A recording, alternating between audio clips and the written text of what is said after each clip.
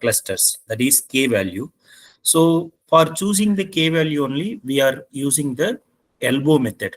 Okay, elbow method itself is little bit a tedious process. We have to calculate WCSS value. So based on that, we have to that is for every cluster we have, for every number of cluster we have to calculate WCSS value. Then we have to plot in a graph.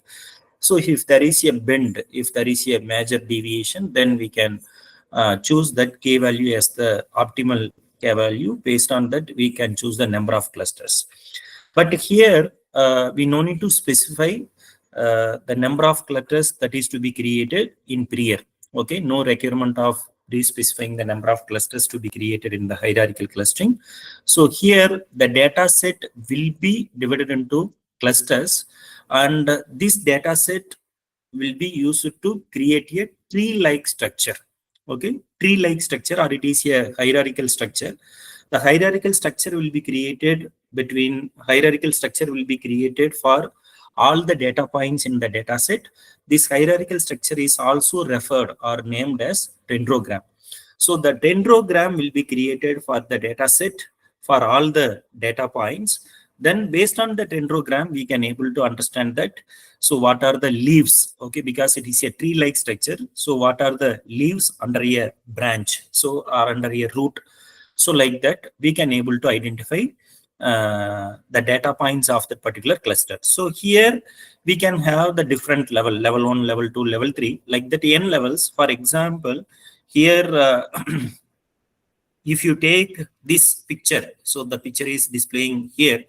If you take this picture, some of the points will be coming under one branch. So like that, every branch will have some root, like so it will have like that. So here you can understand that. So the leftmost will be some data points coming under one area, and then next one, like that. So here we can have a tree-like structure. So from this we can able to understand. So these are the some of the data points which are close with each other. So like that, we can have an idea about this clustering. So here in the hierarchical clustering, we are having two algorithms. Okay, two hierarchical clustering algorithms are there. One is agglomerative hierarchical clustering. Another one is divisible hierarchical clustering. Agglomerative and divisible, the main difference between agglomerative and divisible hierarchical clustering. Agglomerative hierarchical clustering is bottom-up approach. Divisible hierarchical clustering is top-down approach. It means that in the agglomerative hierarchical clustering, we will create leaves, that is, we will create the bottom nodes. Then after that, we will construct a root. We will move towards root from leaves. So that is called as agglomerative hierarchical clustering. And in the divisible hierarchical clustering, we will start at the root and it will do split operation, that is recursively split the clusters, and it is a top-down approach. Okay, if we start from root to leaves, it is a top-down approach, that is the divisible hierarchical clustering. If we start from leaves to root, that is a bottom-up approach. That's an agglomerative clustering is an example for bottom approach. It will start with individual leaves and successfully merge clusters together. So these are the two approaches, but here we are going to discuss only one algorithm as an example, that is agglomerative hierarchical clustering. Okay, so first let us discuss the different steps to be followed in agglomerative hierarchical clustering. So first, it will start by calculating the distance between every pair of observation data points and store it in a distance matrix. It means that the first step is the distance matrix will be calculated. In the distance matrix, for every data point, the distance will be calculated.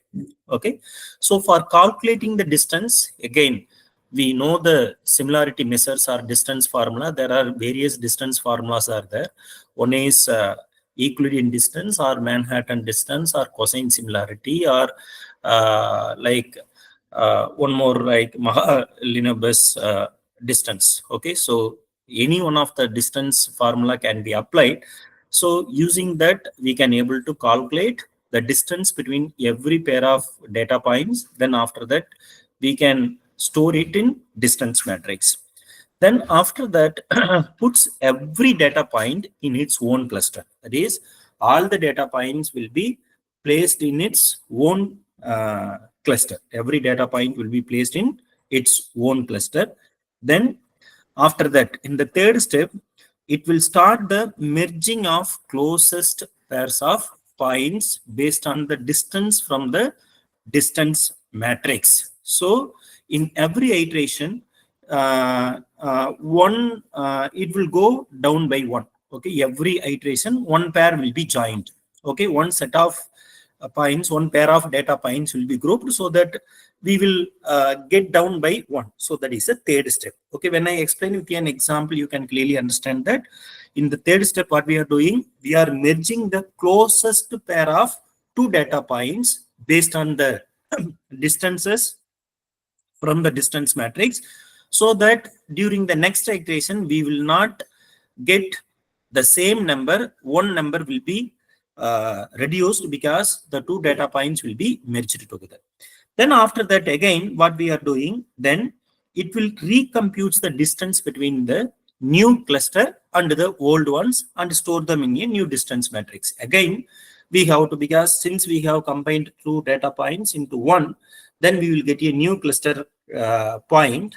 So we have to calculate, or we have to recompute the distance between the new cluster and the old ones and then store them in a new distance matrix. Finally, the steps 2 and 3 will be repeated. Okay, steps 2 and 3 will be repeated until all the clusters are merged into single one. Okay, under the trace. So until you find that root, okay, until you construct the root, so you have to perform these steps, then we can start the iteration. So these are the different steps involved in agglomerative clustering technique. Okay, so now here we can use the different methods. There are set of methods to determine the distance between the two clusters. Okay, there are different ways to determine the distance between two clusters. There are four methods. One is complete linkage clustering, single linkage clustering, mean linkage clustering, then centroid linkage clustering. Okay, so first I will explain the principle of all these four. Then after that, how we can use when we have an example problem. If you use complete linkage clustering, what will happen? When we use single linkage clustering, what will happen? When we use mean linkage clustering, what will happen? When we use centroid linkage clustering, what will happen? So like that, I will explain. So first, complete linkage clustering. So here, find the maximum possible distance between two data points belonging to two different clusters. So as per the complete linkage clustering, it will take the maximum possible distance between the two data points between the two different clusters. So that is called as what? Complete linkage. Single linkage clustering means find the minimum possible distance between the points between the two different clusters. So complete means it will take the maximum possible distance between data points that are belonging to two different clusters. Single linkage clustering means find the minimum possible distance between the two data points belonging to two different clusters. Then mean linkage clustering means find all the possible pairwise distances for points belonging to different clusters. Then after that, it will take the mean value. Okay, so for example, if there are three data points in one cluster and two data points in another cluster, then between every pair of points, we have to calculate the distances. Finally, we have to take the mean value. So that is called as what? Mean linkage clustering. But in the complete linkage, so two data points from cluster 1, two data points from cluster 2. Then if we get, for example, like the different value, for example, if we get four values, then automatically from the four values, we have to choose maximum. In the single linkage, we will take minimum, but in the mean linkage, we will take the mean value, average value. The centroid linkage clustering. So here between the cluster, first we have to calculate the centroid. Okay, I told about the calculation of centroid in the k-means clustering itself. For example, if there are four data points, 1 divided by 4, then you have to find the sum of all the data points, then divide by 4, then you will get the centroid linkage. That is, find the centroid of each cluster and calculate the distance between centroids of two clusters. So that is called as centroid linkage clustering. So these are the four: complete, single, mean, and then centroid. Okay, in the hierarchical agglomerative clustering, as I told already, it will start with one cluster, then individual item in its own cluster, because every item will be placed in one cluster. Then after that, in every iteration, we will merge the clusters until all the items belong to one cluster. So here, bottom-up approach is followed to merge the clusters together. So finally, the dendrograms, that is pictorial representation of the tree structure, will be represented here. Represent the HAC. HAC means hierarchical agglomerative clustering. So this is an example for dendrogram. That is, dendrogram means it is a tree-like structure, or it is a hierarchical structure which represents that like assemble of the data points. So here A and B are under one, C and D is another cluster. Then E is combined with C and D in the next level.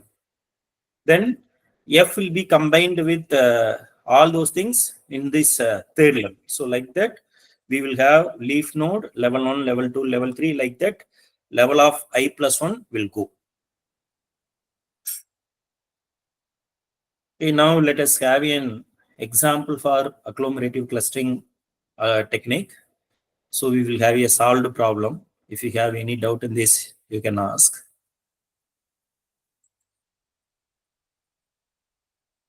Okay.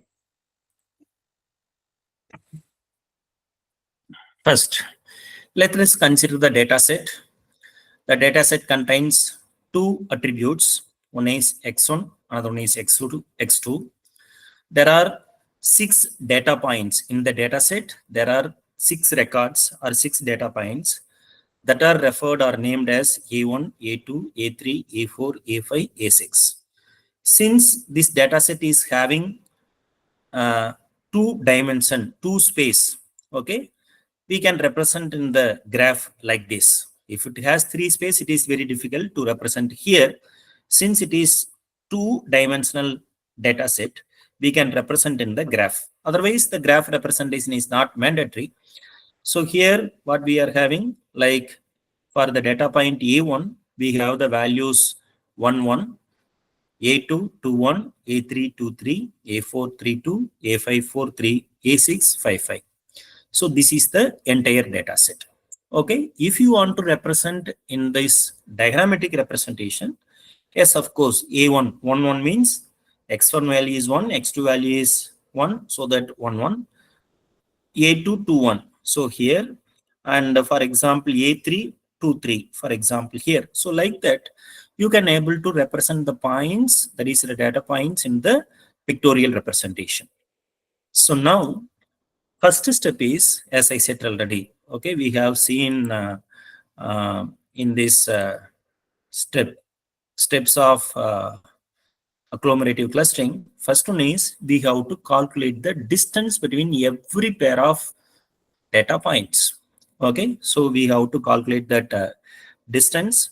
So for calculating the distance, as I said already, either Euclidean distance can be applied, or you can follow Manhattan distance. For example, if you want to calculate the distance between the two data points with the two attributes, so this is the data point 1 and this is the data point 2. So the formula will be x minus a, respective attribute. Okay, so x minus a whole square plus y minus b whole square. For that, you have to take square root. Okay, so now for every pair of points, you have to calculate and you have to write in the distance matrix. So I'm writing the distance matrix. For example, A1, A2, A3, A4, A5, A6 in the rows, and also columns will have same A1, A2, A3, A4, A5, A6. Between A1 and A1, we have to calculate the distance matrix. By default, it will be 0. Similar to that A2, A2, A3, A3, A4, A4, and A5. So A6 will be 0. Either lower part of the matrix can be calculated or upper part of the matrix can be calculated, because you all know that the difference between, the difference between A1 and A2 and A2 and A1 will be same. So that you no need to calculate that. Is it clear? So the difference between A1 and A2 and A2 and A1 will be same, so that you no need to calculate the entire matrix, either upper part of the upper triangular part of the matrix or lower triangle of the part of the matrix can be calculated. So while calculating, as I said already, so here we are having A1 will be 0. If you want to calculate A2 A1, so this is A2 and this is A1. So here what you have to do, 2 minus 1 and 1 minus 1 whole square. Okay, 2 minus 1 whole square equal to 1 square plus 0 square. 1 square plus 0 square will be 1. So root of 1 will be 1. So like that, we have to calculate. So for every pair value. So here, if you look into this matrix, this is very important. So you just look the values of this matrix between A1 and A1, 0, A2, A1, 1, A3, A1, 2.2, A3, A2, 2.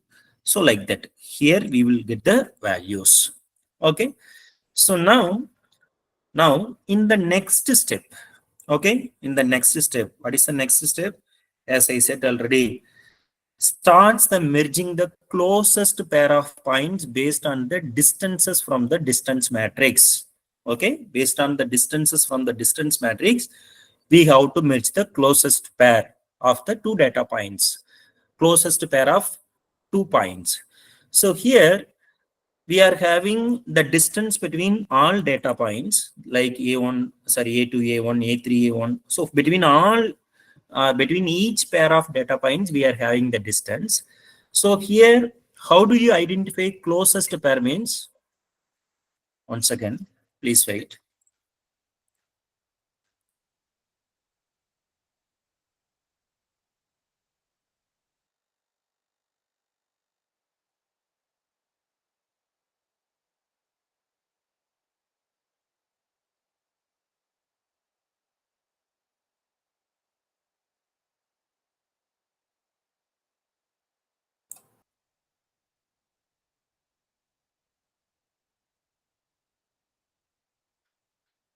Ma'am, any doubt? Sujata, we raised your hand.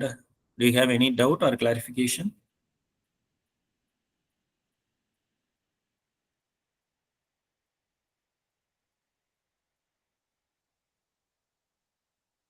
Participants, can you hear me? Am I audible? Yes, sir. Do you have any doubt? Sujata B has raised hand. Any doubt?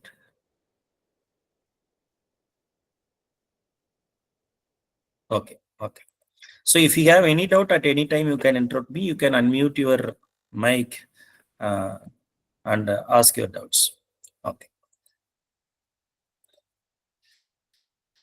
Yeah. So first we have to identify the closest pair. So how do you identify the closest pair means, as I said already, the distance. If the two data points is having minimum distance, then the two data points will be the closest pair. So here among these 6 data points, so A2 and A1 is having the smallest value. If you take this distance matrix, the smallest value is what? A2 and A1. So that what we have to do in the first iteration, we have to combine A1 and A2. So that is the first step. So now what happened?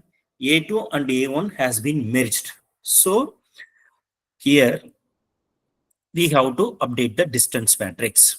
Is it clear? We have to update the distance matrix. So while updating the distance matrix, so here only we have to take, that is, for example, we have combined A1 and A2.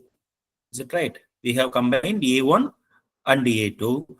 So here, while combining A1 and A2, so here we have to write like this. A1 and A2 will be in one row and in respective same column.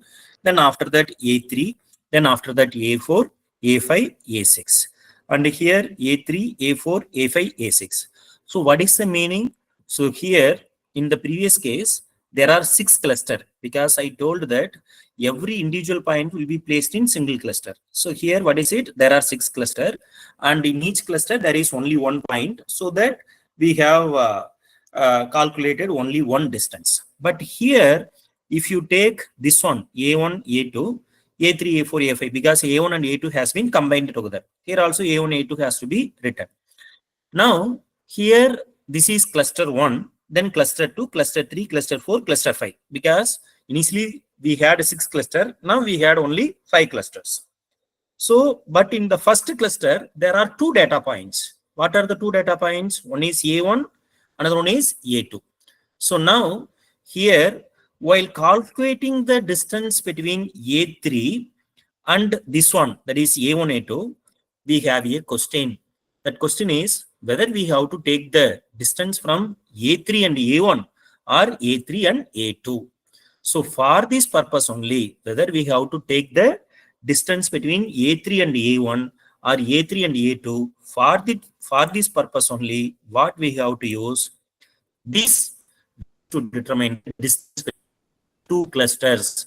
What are the technique? Complete linkage clustering, single linkage clustering, mean linkage clustering, centroid linkage clustering. What is complete linkage clustering? Between A3 and A1 we have to calculate, and A3, A2 we have to calculate which one is the maximum possible distance that we have to take. If we follow single linkage clustering, A3, A1, A3, A2, what is the minimum that we have to take?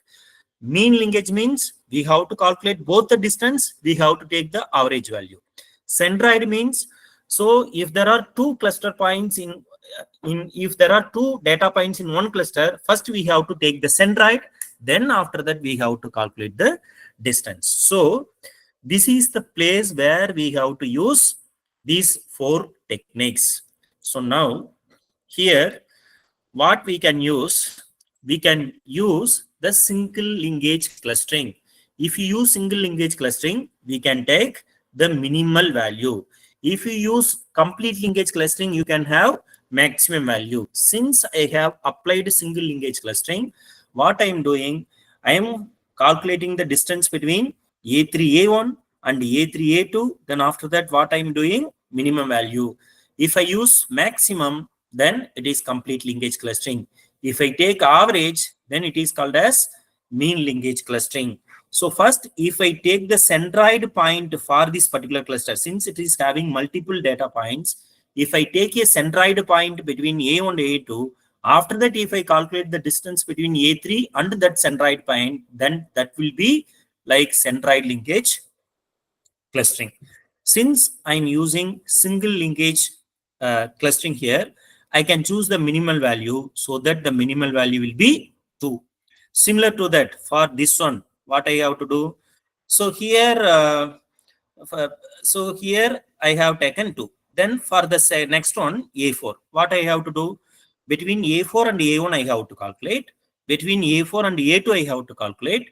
Which one is the minimal value? Then I have to choose. Okay. So between A4 and A1, between A4 and A2, the minimal value is 1.41. So that I am taking that one. But here between and A4 and A3, no problem, because here also only 1 point, here also only 1 point. So by default, we can choose it. Then A5 and this one, between A5 and A1, I have to calculate. Between A5 and A2, I have to calculate.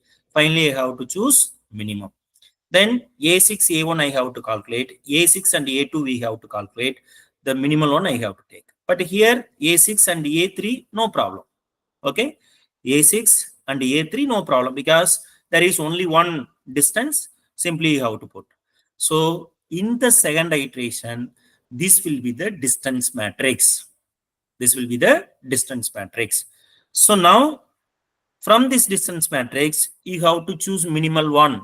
So here you have to check 2, 1.41, 1.41. So like that we are having. But here you will have a small confusion. So for many pair of data points, we are having the small value. Okay, for example, A4 and A1, A2. A4 and A3 and A5 and A4, we are having what? 1.41. So there is a tie among these three data points. Now you can choose whatever you want. Okay, it is completely depends on you. So either you can choose A4 and A1, A2, A4, A3 or A5, A4. It is completely up to you. Since I am choosing this one as minimum, okay, since I am choosing this one as minimum, what I am doing in the second iteration, I am combining A3 and A4. A4 and A3 are combined together in the second iteration. That's why I am differentiating like this. This is the first iteration, A1 and A2. In the second iteration, only these three data points are combined together. Okay, since it is a bottom-up approach, we are constructing the root from leaves so that A1 and A2 have been A1 and A2 data points have been combined in first iteration. A3 and A4 data points have been combined in second iteration. That's why that differentiation is given like this. Okay. Then after that, now again, so A1 and A2 has been already combined. Now A3 and A4 has to be combined. So now what will happen? Initially we had 6 cluster. Then now we have 5 cluster. In the next level we have 4 clusters. In the 4 clusters what will happen? A1 and A2, A3 and A4 combined together. Then A5 and A6 are separate. Now again we have to calculate the distance. Okay. So here, yeah, if you take this one, what you have to do between A3, A1 we have to calculate distance, A3, A2 we have to calculate distance, A4, A1 we have to calculate distance, A4, A2 we have to calculate distance. Since there are 2 data points in each cluster, so there are 4 possible distance values. So now we have to take minimum one. So that is the concept. That is called as what? Single linkage clustering. If I use complete linkage clustering, I have to take maximum one. If I use mean linkage clustering, all the 4 distance values have to be calculated. Then after that, I have to take average value. If I use centroid linkage clustering, first I have to calculate centroid point between A3, A4 and centroid point between A1, A2. Then between those 2 centroid points, we have to calculate the distance. Okay. So now again we will get the distance matrix like this. Okay, like between A1, A2 and A1, A2 0, A3, A4. So like this 1.4 on 1.4 on here also. So like this. So now what we have to do? We have to choose minimum. Okay, we have to choose minimum. Either you can choose this one or you can choose this one. Since I'm using this one, what I'm doing?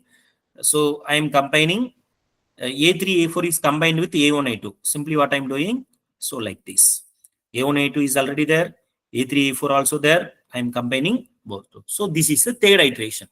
In every iteration, that diagram, that dendrogram will go one level up. Okay, for every iteration, the diagram will go one level up. Okay. Okay, so now what has been combined? A1, A2, A3, A4 has been combined together.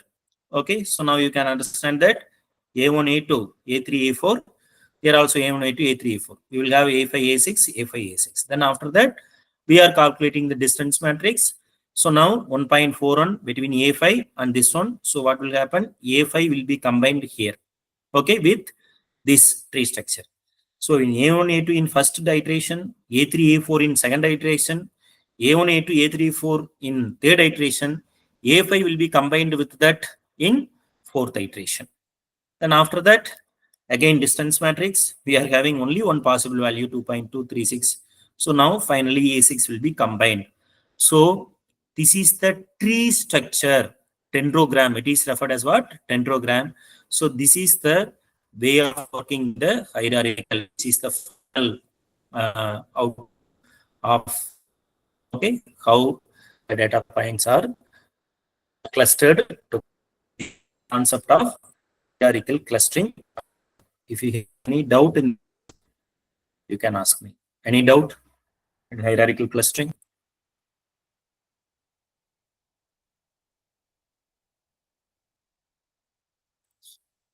If you have any doubt, feel free to interact with me.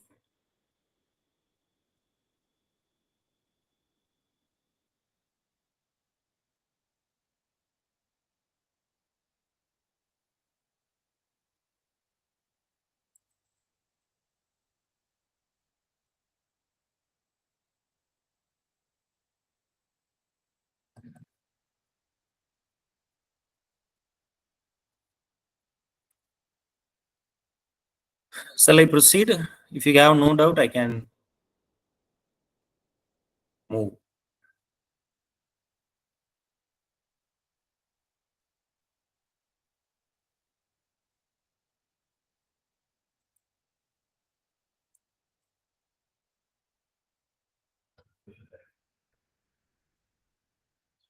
Okay.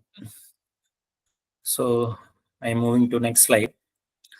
So here, this is another problem. So here the problem is given like this. Find the cluster using single link technique. That is, in the hierarchical structure, we have to use single link. Single link means that is minimal distance, as we have followed in the previous example. So here you have to use Euclidean distance to draw the dendrogram. Okay, either you can use Euclidean distance or Manhattan distance. So here you have to use Euclidean distance to draw the dendrogram. So assume that there are 6 data points that are named as P1, P2, P3, P4, P5, and P6. And in each data points, we are having 2 attributes, for example, X, Y. So this is the value. So here we are having the decimal points like this. For example, 0.40 and 0.53, 0.22 and 0.38, 0.35 and 0.32 and 0.26 and 0.19, 0.08 and 0.41 and 0.45 and 0.30. Like that, we are having 6 data points here. Okay. So now since it is a two-dimensional data set, we can represent here. Okay, we can represent in the diagrammatic representation in the graph between the two dimensions. One is x, another one is y. We will have the values like x 0.1, 2, 3, 4, 5 for x, and here also we are having like that, and every point will be referred like this: 0.40, for example, like this, and 0.53 means a little above than 0.5. So like that, it is getting represented. So these are the 6 data points representation in the graph. Okay. So now here we have to apply the Euclidean distance to create the distance matrix. This is the formula: distance of x comma y comma a comma b equal to x minus a whole square plus x minus b whole square. For example, if you take P1 and P2, P1 is what? 0.40 and 0.53, P2 is 0.22 and 0.38. So we have to calculate 0.40 minus 0.22 whole square plus 0.53 minus 0.38 whole square. So here when you calculate it, we will get 0.18 whole square plus 0.15 whole square while doing it. So the final value will be 0.23. So like this, between all pair of data points, we have to calculate this distance. Okay. During the first step, if you calculate the distance, so from the distance matrix itself, the next iterative or next iteration distance matrix can be written. Okay, because the same distance will come, so you can easily derive the distance matrix for the second iteration. For every iteration, you don't need to calculate the distance between every pair of points, because that value will not be changed. Okay, only between the new clusters only it will be changed. For the existing clusters, it will not be changed. So what I'm doing, initially I'm constructing the distance matrix by placing all the data points in single cluster. Okay, for example, P1 will be one cluster, P2 will be another cluster, P3 will be another cluster, P4 will be P5, and the P6. All the data points will be placed in separate clusters, so that we will have 6 clusters under the respective distance like this. So now here, this is the distance matrix. So from this distance matrix, first step is what we have to do. We have to identify the closest pair. Okay. The closest pair means, so we have to identify the value where we are having the small value. So here we are having 0.11. Okay. I think that is the minimum value, so that P6 and P3 are these 2 points are the closest data points. Okay. So what we are doing, P3 and P6, we are combining together. We are writing here. Is it clear? In P3, between P3 and P6, we are having 0.11, so that those 2 data points should be combined together. So in the graph representation also, you can able to circulate those 2 data points. Okay. In the first level iteration, point 3, that is data point 3 and data point 6 are grouped, made into a cluster. Okay. So now in the next iteration, P3 and P1 will be combined. Okay. So what we have to do, to obtain the distance matrix between P1 while calculating this one. Okay, for example, P1 and P3, P6, we have to calculate the distance between P1 and P3, P1 and P6. Finally, we have to take the small value. So for that, what we have to do between P3, P6 and P1. So here minimum distance between P3, P1 and P6, P1. So here like this, what we are having 0.22. Similar to that, between P2, P3, P6, again, we have to calculate it separately. We have to take small value. Like that for P4 and also P5, we have to calculate it. The small value will be considered so that in the second iteration, the distance matrix will become like this. Okay, distance matrix will become like this. So now again, we have to identify the smallest value.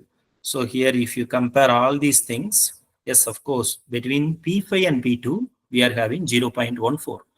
So when comparing all other values, 0.14 is the smallest value, so that you have to combine P2 and P5, so that in the second iteration, P2 and P5 will be combined. So that has to be represented in one level up. So this height difference, so that 3 and 6 has been combined in first iteration, 2 and 5 has been combined in second iteration.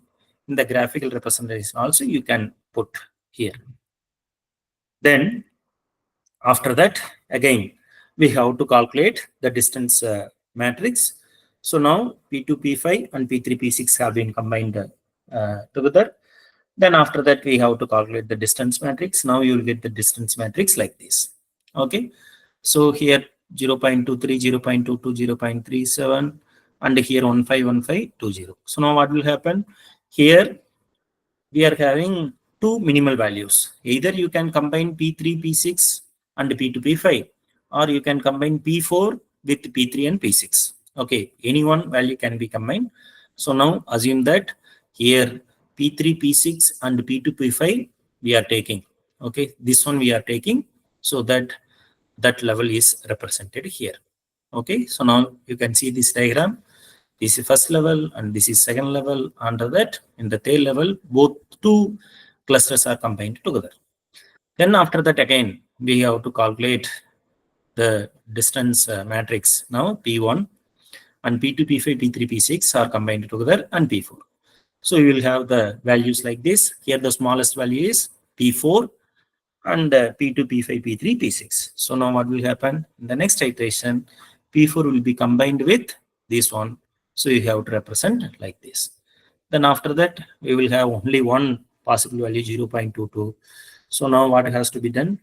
So here, that also has to be combined. P1 along with P1, that also has to be combined. So final this one.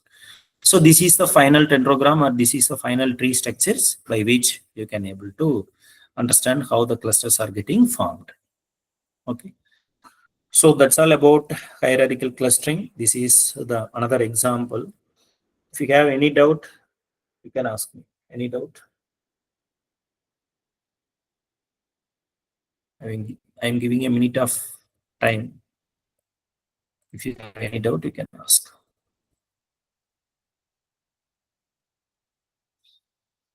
Yes, sir. Leaf to root. First, we are constructing the leaves. Then after that, root will be created.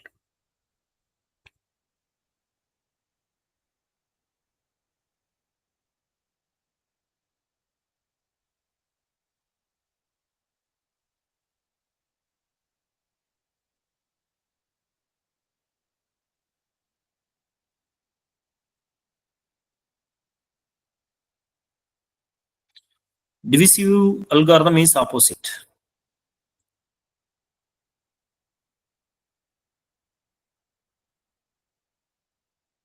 It's very simple. Just opposite operations we have to do. It means that first all the, for example, all the data points will be placed in single cluster. Okay, here what we are doing, all the data points, every data point will be placed in separate cluster. But in the divisive view, all the data points will be placed in single cluster. Then after that, what we are doing, we have to calculate the distance matrix, in which data point is far. We have to take the maximum distance. So that maximum distance of data point will be separated. Okay, so like that we have to do it. That will be moved to another cluster. So like that, so we have to calculate the distance matrix. Then again, we have to follow that. In that, we have to take the maximum value. So based on that, we have to separate, because the leaves have to be separated. Yes, maximum distance is separated. Any other clarification? You're welcome.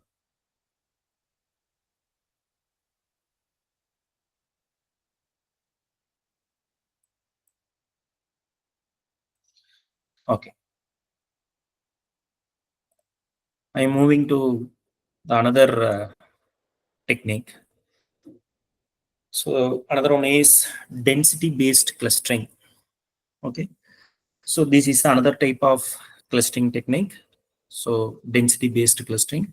So here based on the density of the data points, the groups will be created or the clusters will be created.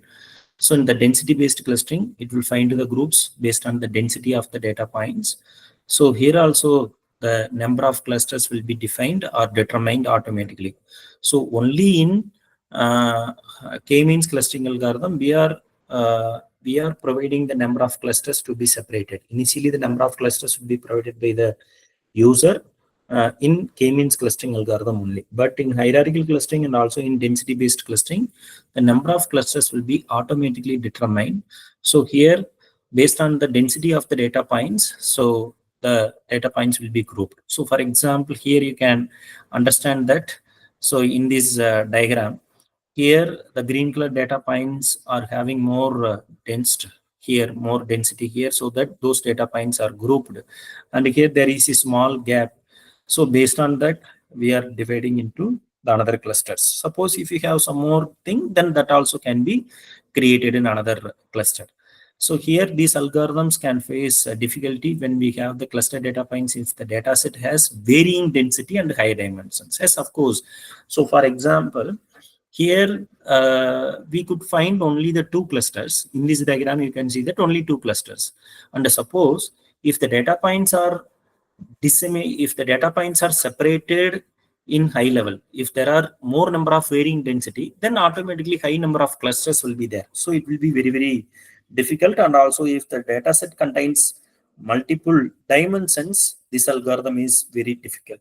Either you have to use hierarchical clustering or k-means clustering algorithm, and the data set contains number of there is more number of dimensions and also varying densities. The density based clustering, it is especially useful when working with the data sets with noise or outliers. Particularly, it will be used for detecting the outliers. When we do not have prior knowledge about the number of clusters in the data, we can use density-based clustering. The example for density-based clustering algorithm is DB-scan algorithm. Okay.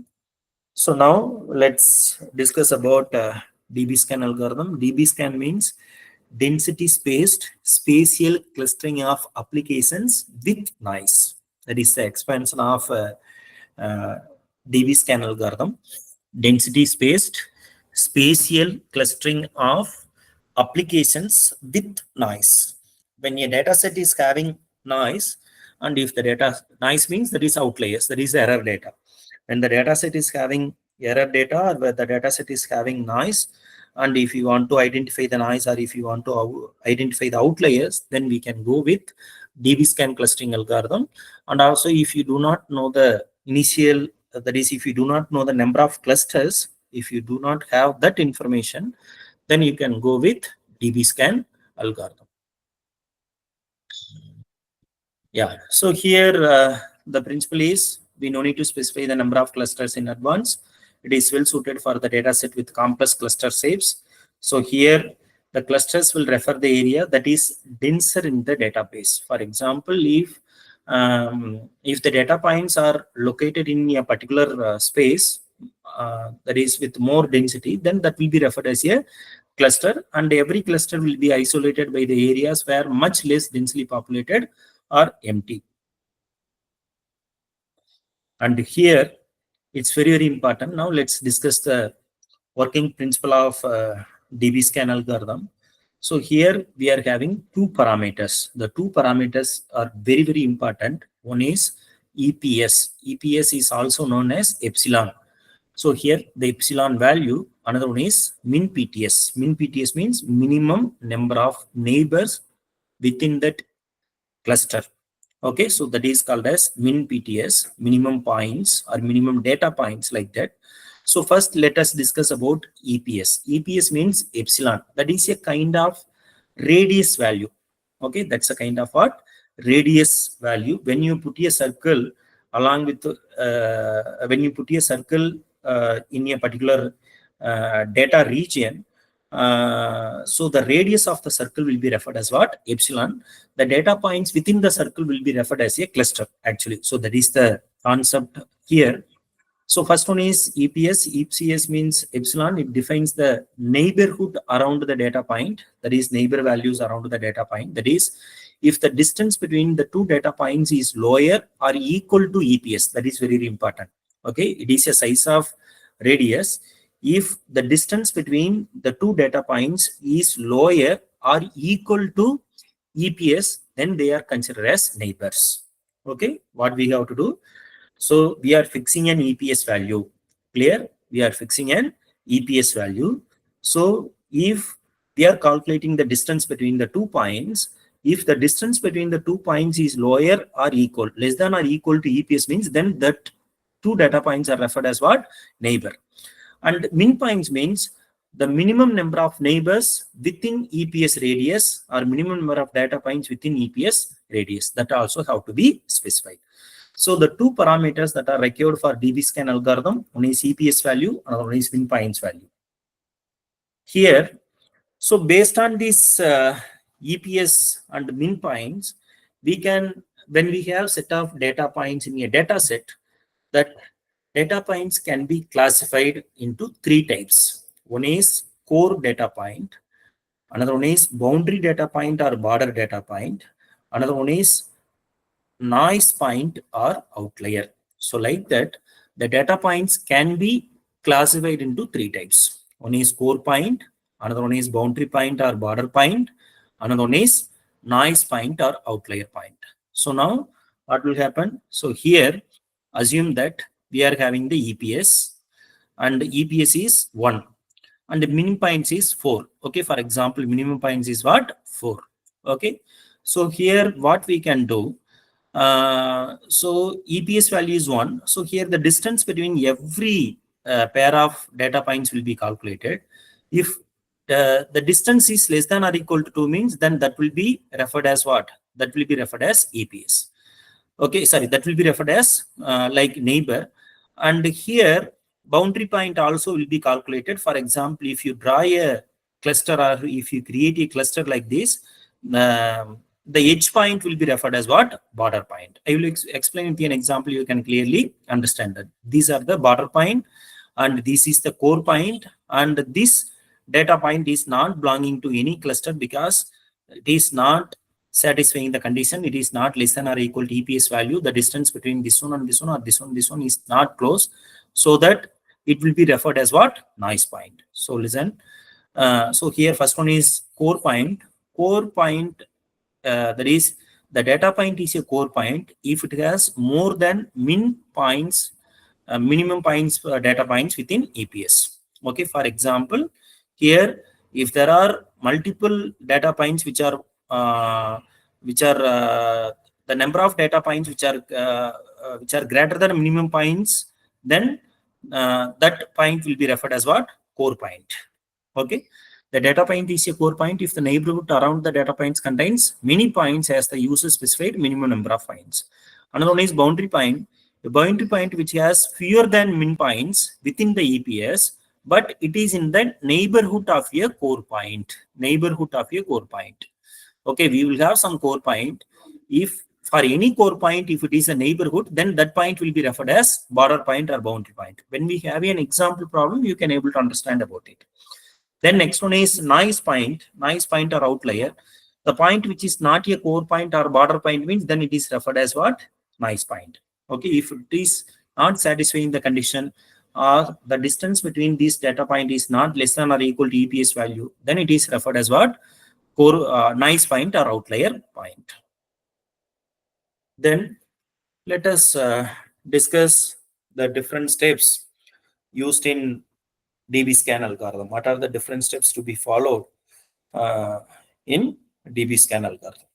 The first, all the points within epsilon radius are found and the core points are identified with the number of points greater than or equal to min points. First, what we have to do, we have to find all the points within epsilon radius. Then after that, the core points are identified with the number of points greater than or equal to min points. So next, for each core point, if not assigned to a particular cluster, a new cluster is created for it. Okay, for all the core point, if it is not belonging to any cluster already, then the new cluster has to be created. That is the second step. Then after that, all the densely connected points related to the core point are found and assigned to the same cluster. Two points are called densely connected points if they have neighbor point that has both the points within epsilon distance. Okay, within the epsilon distance, the distance between the two data points are within the epsilon distance, then that will be referred as neighbor point. Then all the points in the data are iterated and the points that do not belong to any cluster are marked as noise. Finally, we will mark it as which one is core point, which one is border point, and which one is noise. Like that, we will identify in the DB scan algorithm. Okay. So for that, let us have an example. This is very important, by which only you can able to clearly understand what is core point, what is data, what is border point, and what is noise point. Like that, you can understand that. So let us consider an example. Assume that there are 8 data points named as or referred as P1, P2, P3, P4, P5, P6, P7, and P8. And it has two attributes. One is X and Y. The values of X attribute is given, values of Y attributes given. So for P1, X value is 10, Y value is, X value is 2, Y value is 10. For P2, X value is 2, Y value is 5. So if you want to represent in the pictorial representation, as of course, since it is a two-dimensional, you can do in, or you can represent in the pictorial representation. So all the points can be represented. And here, the input parameters, okay, the input parameters for this cluster, okay, for this clustering technique has to be given. The two parameters are required. One is EPS, that is epsilon value, and one is min points value. The epsilon value is 2, that is the minimum distance. Is it clear that epsilon distance is 2? The minimum number of points would be 3. Okay. So for example, for a data point, listen carefully, for a data point, if there are 3 minimum data points which are having less than or equal to epsilon value, then that data point will become as core data point. Then the data point will become as core data point. So now what we have to do? So we have to calculate the distance matrix. Yes, we have done already. So here also we can use the Euclidean distance or Manhattan distance. Any one distance formula can be applied. We have to calculate the distance matrix. So either upper triangular or royal triangular is enough. Here we are having 8 data points, P1, P2, P3, P4, P5, P6, P7, and P8. That has to be represented in rows, and also that has to be represented in columns. So here we have to calculate this distance. So here between P1 and P1, 0, P2, P2, 0. As you all know that even if you apply the Euclidean distance, you will get the same value, 0 value. But P2, P1, 5. And P3, P1, 8.9, P3, P2, 6.08. So like that, between every pair of point, we will have the distance. So here we have to check the condition. What is that condition? Epsilon value. What is the epsilon value? 2. Okay, that is distance should be 2. So now for P1, you can take P1. What are the data points which are satisfying this condition, that is less than or equal to 2? For example, if you take P1, for P8, 2.4, P7 8.06, P6 7.21, P5 7.01, P4 3.61, P3 8.49, P2 5. So no data point is satisfying the condition that is less than or equal to this epsilon value 2, so that the P1 will be written separately. Okay, under the bottom you can see that P1 is not having any neighbor point, so that P1 will be separated, like that is P1 will be written like this, only P1. We don't have any neighbor points. Then for P2, if you take P2, what are the data points which are satisfying less than or equal to 2 condition? Okay, 4.47, 3.16, 4.125, 6.24 and 6.08. No one. Okay, we can't put anything, so nothing will come. Okay, for P2 also we will not have anything. Then next one is for P3. Okay, if you take P3, so P8 6.40, that will not come. P7 7.28, that will not come. P6 2. So 2 is less than or equal to 2. So that what will happen for P3? First you have to write P5 and P6. Both the data points are coming. So P5 value is between P3 and P5 is 1.41. Between P3 and P6 is 2. So that for P3, the neighborhood points will be P5 and P6. So now P3 is having P5 and P6. Okay. So now what will happen? P3 will be named as core point. Okay. P3 will be named as core point as of now. Clear? Then after that, P4. So here, sorry, P3 also will not be referred as, wait, we will discuss. Okay. Since the minimum number of points is 3, including that point, so that it can be referred as like this. So wait. Then after that, P4, the P4 is having only P8. Then P5, P5 is having P3 and P6. P6 is having P3 and P5. P7 is not having anything. P8 and P4. P8 will have only P4. Okay. P8 will have only P4. So now we have to represent it. Now you can see this diagram. What is it? We are writing it. P1 is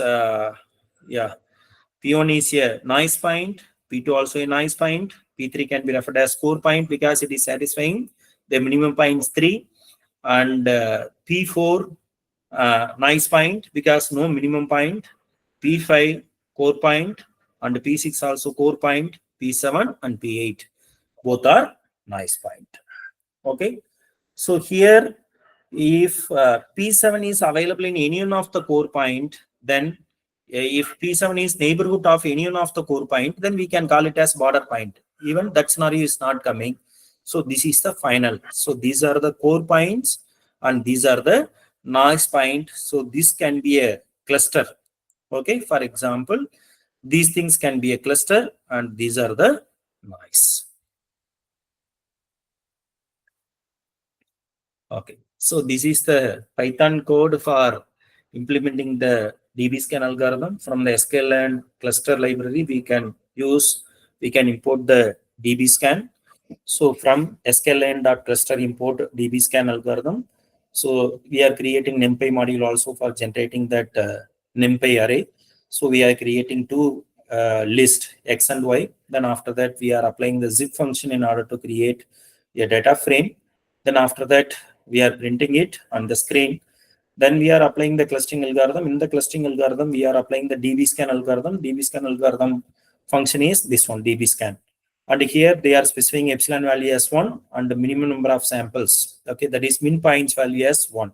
Okay, then after that, we are applying that fit data. Then we are generating that picture. Even if you want to generate that picture, labels equal to clustering.fit predict of data. Then print labels, print scatter plot, and plot so automatically this function will be used to generate the graph using the Python. Okay, this is one example. Let us have another example. Here we are having more number of data points. Here we will have the proper understanding of border points also. Okay, let us consider there are 12 data points, P1 to P12, and in each data points we are having two attributes, for example, X and Y. Okay, for example, if you take P1, X value is 7, Y value is 4. So like that, for every data point is having respective X and Y. So that can be represented in the graph like this. Okay, in the graph, this is the representation. Here, the initial parameters, EPS and the min points. So here EPS value, that is epsilon value is 1.9, min points equal to 4. Okay, that means the distance between the two data points should be 1.9. So like that, four data points should be closed with a data point. Then only the data point can be referred as like core point. Assume that P1. Okay, assume that P1 data point. For P1 data point, we have to calculate the distance between P1 with the remaining data points. If four data points are satisfying the condition, satisfying the distance which are less than or equal to 1.9, then minimum four data points should be satisfying that condition. If four data points are satisfying that condition less than 1.9 with P1, then P1 can be referred as a core data point. So that's a concept. Okay. So now what we are doing, we are calculating the distance matrix.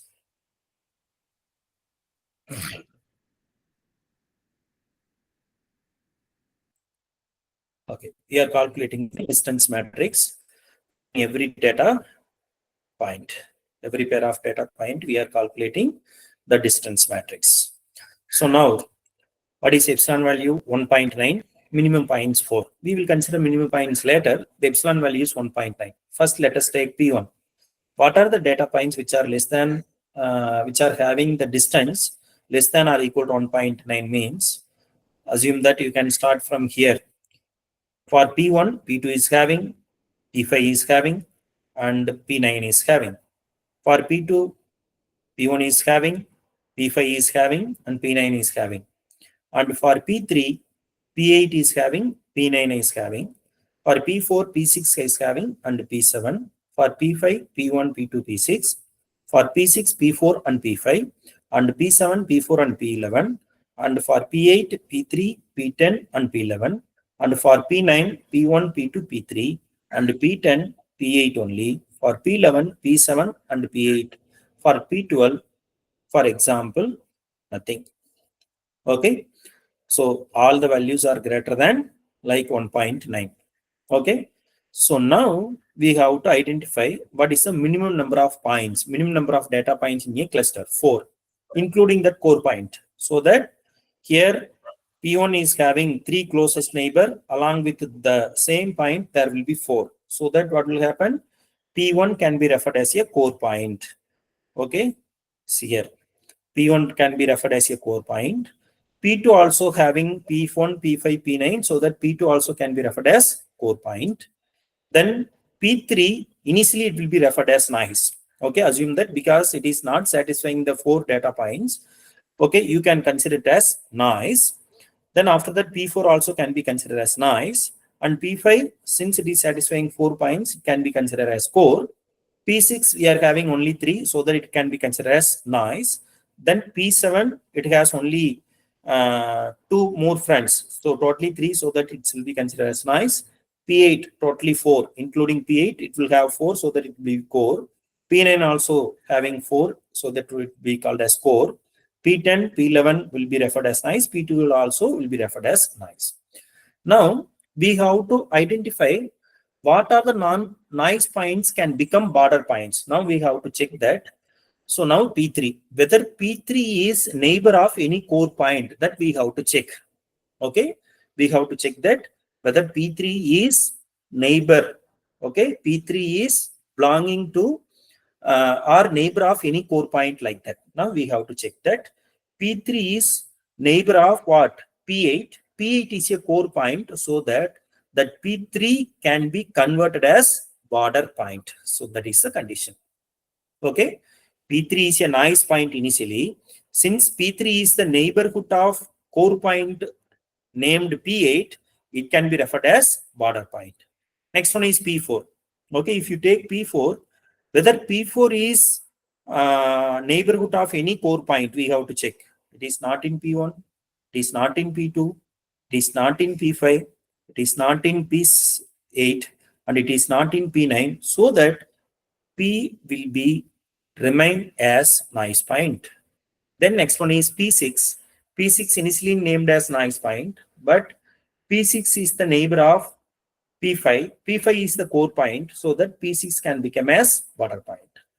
P7 is a noise point, but P7 is not a neighbor of any one of the core point, so that P7 will be remain as noise point. P10 is a noise point. Since P10 is the neighbor point of core point called what?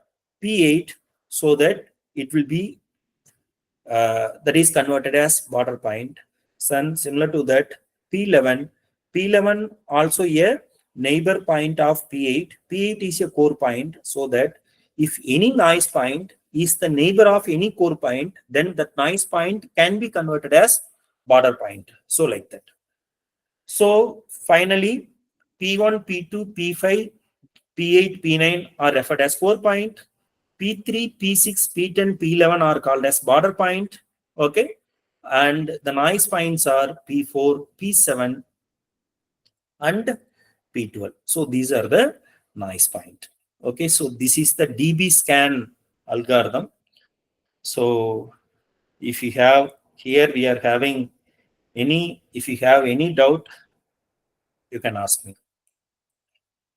If you have any doubt in DB scan algorithm, please let me know. Any doubt?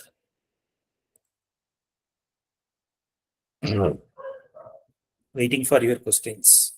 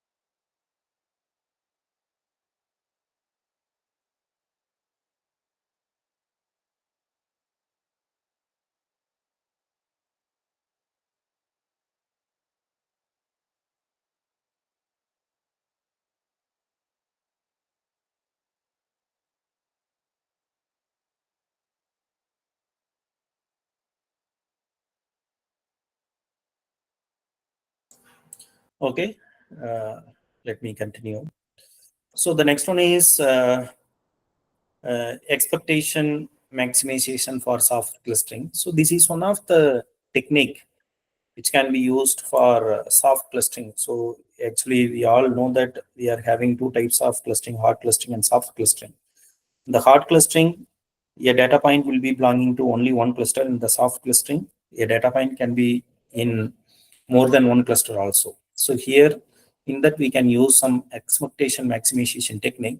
So in which, when we have a hidden variable, or when we have a latent variable, which is a probabilistic variable that is not observed in a data set. So at that time, we can use this expectation maximization algorithm.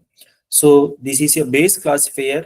It can be basis of unsupervised learning by making a class for the hidden variable. This expectation maximization algorithm can be used to learn the probabilistic model with hidden variables. So here it can be used with naive-Bayes classifier. So this can be used for soft clustering, similar to the k-means clustering algorithm, where the examples are probabilistic in classes. So for example, when we have some, so this is mainly used for when we have some data set with some label, we can able to use this one, this expectation maximization clustering. Then next one is, as I said already, for evaluating the clustering techniques. So whether the clustering techniques are working correctly or not. So we are having certain metrics. Okay, for evaluating the clustering, we are having certain metrics, that is evaluation metrics that can be used for evaluating the clustering algorithms. That evaluation metrics can be divided into two categories. One is extrinsic metrics, another one is intrinsic metrics. Okay, extrinsic metrics, another one is intrinsic metrics. So this extrinsic metrics will be used for like when we have that external information to assess the validity of the clustering algorithm performance. This algorithm will use ground truth or external information to assess the validity of the clustering algorithm's performance. It requires some form of label data that confirms the class or clusters in which each data point belongs. So that maybe it is mainly used when we have some kind of label. If we have, in this case, you can compare the accuracy of clustering analysis with the metrics often used in classification accuracy. Okay, so it will be used even when we have the label data, we can use the extrinsic metrics. In the intrinsic metrics, it will use only the information within the data set. It is mainly used for unlabeled data, and the quality of the analysis is based on the entirely on relationship between the data points, and they can be used when we do not have prior knowledge or label the data. So this clustering algorithm can be applied even for the labeled data. Suppose if you have some labeled data, then even if you want to apply some clustering algorithm, yes, of course, that is also possible. Okay, even if you have unlabeled data, the clustering algorithm is applicable. Even if you have that labeled data, again, you can able to check whether it is okay or not. With the help of classification accuracy, you can able to check it. That extrinsic metrics are used for label, some form of label data you can apply. The intrinsic measures will be used for measuring the clustering algorithm performance when we have unlabeled data. So some of the intrinsic measures, that is Silhouette score, DB index, that is Davis Baldwin index, and the CH index like Kalinske Karbas index. So these are some of the intrinsic measures. So like Silhouette score means this metric measures the similarity and dissimilarity of each data point with respect to one cluster and other clusters. This metric value will be ranged from -1 to 1. So here high value indicates that object is well matched to its own cluster, and poor value indicates for example, like less value indicates poorly matched to neighboring. It is not matching with cluster. Okay, the high value indicates that object is well matched with its own cluster and poorly matched with neighboring cluster. Low value indicates poorly matching with own cluster and it is belonging to other clusters like that. And Davis Baldwin index, this matrix calculates the ratio of within cluster distance and to the between cluster distance. The lower index score represents the better the clustering performance. CH index, that is Kalinske-Karbas index. This is also known as variance ratio criterion. This measures the ratio between the cluster variance and within cluster variance. The higher CH ratio indicates the more well-defined cluster. The next one is extrinsic measures. Here we will have F score, also called as F measure, purity, rand index, variation of information, also called as add information distance. So these are some of the metrics will come under the category of extrinsic measures. F score or F measure means it determines the accuracy of clustering algorithm by looking at precision and recall when comparing a proposed clustering to a ground truth. In case of an F score, higher is better. And purity, the purity matrix measures the fraction of data points that are correctly assigned to the same class or same cluster they belong to. In case of a purity measure, higher is better. The RAND index is a measure of the similarity between the true and predicted labels of the clustering algorithm, which can be ranged from 0 to 1. The higher value indicates better clustering performance. The variation of information, also called as add information distance, it measures the amount of information lost or gained between the two clusters. This can be between a ground truth clustering and an algorithm generated clustering, or between two different clusters. A lower number is better, since it shows the smaller distance between the two clustering results, so that the lower number is better. So among these four extrinsic measures, F score, purity, rand index should be higher and variation of information should be lower. If it is like that, then that clustering algorithm is good clustering algorithm. So that's all about the session. So I am done with my presentation. If you have any clarification in this, you can ask me. Now, uh, the forum is open for questions.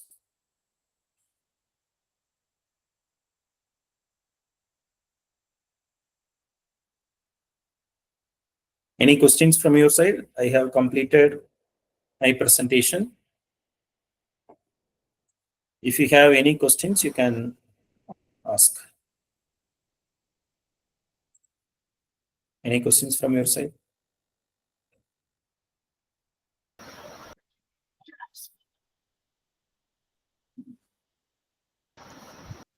Participants, if you have any doubt, you can ask. You can also use the chat window for clearing your doubts. Thank you, sir, for your appreciation.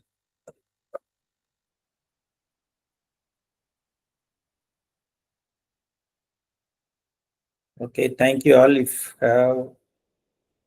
there is no questions, we can wind up the session.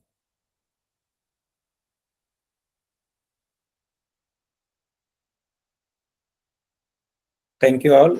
I would like to thank the organizers of MBC Institute, and also I thank all the participants for your present listening from morning session to now.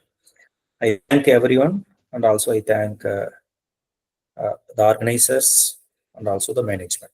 Thank you all. Yeah, thank you, sir. And I would like to thank you for your session excellence. And I would like to thank all the participants who are eagerly listening to the session. And all are asked to give feedback from Day5.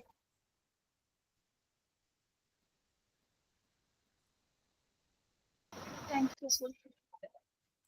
Yeah, thank you. So if participants needs any clarification, you can contact me. So, uh, so I will share my slides and I will share my materials to all of you through the organizers. I will share it. If you need any clarification or doubts, you can approach. Thank you all.